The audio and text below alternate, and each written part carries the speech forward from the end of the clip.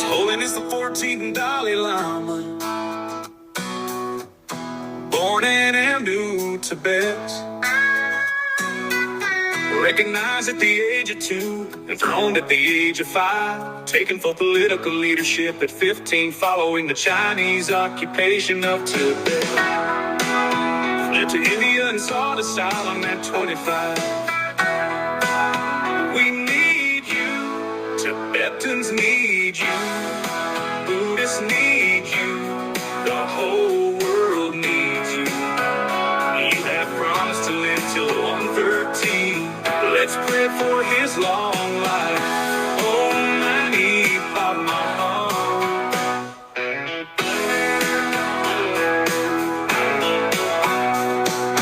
Buddha of compassion, champion of world peace, promoter of religious harmony.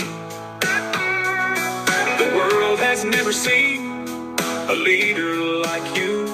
Let's pray for his long life. Oh,